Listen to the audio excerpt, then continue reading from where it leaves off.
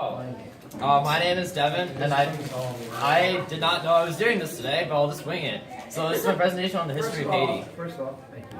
So before we dive in, where is Haiti? It's right here in the Caribbean Sea. It's on this island called Hispaniola, and it's on the western part. The eastern part is today known as the Dominican Republic. So Columbus in fact landed on Hispaniola during his first expedition, and he founded a settlement, but it was later destroyed because of storms. And then the French tried to settle there, and they did it successfully. They established a colony, and they called it Saint-Domingue. And that colony grew, and there were some border tensions with Spain because they controlled the eastern part. So in the Treaty of Utrecht in 1697, they signed a treaty that gave them the western part of Hispaniola. And around this time, there was lots of cash crops that grew there, especially the sugar and tobacco crops.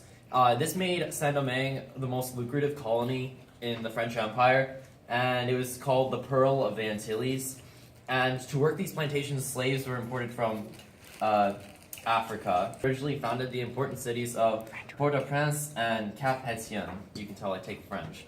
So here was the social hierarchy in the colony. Everything was controlled by the governor, and there would be a bunch of plantations owned by white people, and the slaves that would work them were obviously African American, and there would be the colors, which were they came from whites and blacks. So they had a white parent and a black parent as well, and then there's the full blacks that had African American parents. Sorry if this offends anyone, because as you go down, the income obviously decreases. And so in 1789, the French Revolution breaks out, and look at the dead bodies. Yeah, blacks declared themselves citizens because now they saw themselves citizens, and they were inspired by the original call to liberty. And they revolted, and France eventually gave them seats in the National Assembly, which was the main body that forms in the revolution. And they referred to the Declaration of Rights of Man, stating that they were equal citizens. And the French National Assembly actually voted to give the coloreds full civic rights, and it passed. But the governor of Saint-Domingue refused, and one of the delegates to the National Assembly, that was one of 6 delegates, his name was Auger, there should be an accent there, and he decided to revolt in Haiti, and this is called Auger's Revolt. It was a failed rebellion. And tensions further escalated, and now it's a full-blown revolution, the Haitian Revolution. It began in 1791 with storming of Le Cap, which was the colonial capital. And, so the French sent Léger Félicité Frontenac to assert French dominance and sort of calm the tensions down. And in 1794, the revolution was slowed down a little bit because the National Assembly voted to abolish slavery in all the colonies.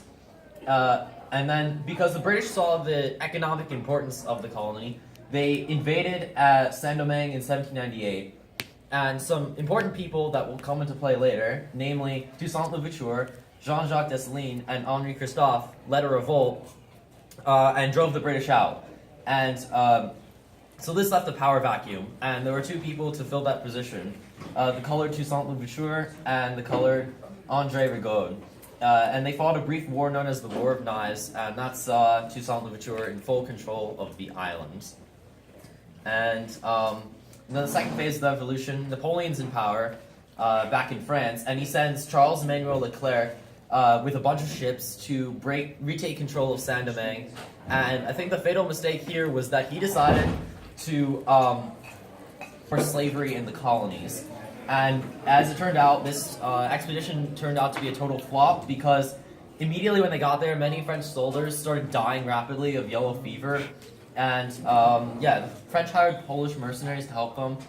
And it is true that one of the reasons why Napoleon sold the Louisiana Territory was to get funds for this expedition. And the expedition did succeed in capturing and eventually killing Toussaint Louverture. And after that happened, things seemed to stop for a while. And when Napoleon created that law to reinforce slavery, every black realized that they were in trouble and started revolting again. this time under the leadership of Jean-Jacques Dessalines, and he eventually led the Haitian forces to victory. And so, yeah, this may be a little disturbing. So, Dessalines declares independence in 1804, and he proclaims himself emperor in October.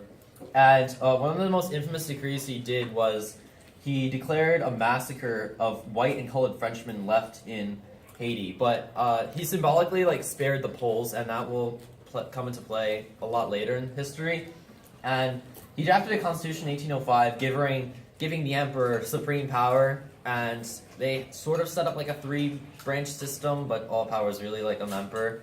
And it was a military dictatorship at this point, and everyone just became fed up with his rule. So there was a conspiracy to assassinate him, and that eventually was successful. And after they assassinated him, there was a mob that pretty much tore up his body. Oh. And in Haiti, if you go to Port-au-Prince, there's just outside the city, there's a marker that shows good-natured fun. Right. So a little bit about the Haitian Constitution. Whites could not own any land. Unless you're Polish. Except if you're Polish. Why? Because they hated the French for slavery and stuff.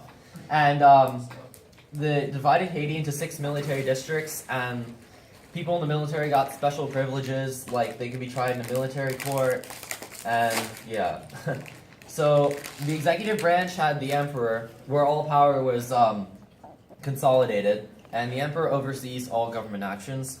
And the legislative branch, called the Council of State, not really Congress, it was a group of generals. So in order to get into politics, you had to be in the military, who could make laws. And then there were 6 tribunals in each military district, and there were other tribunals that would try common people, but there would be more fair trial if you were in the military.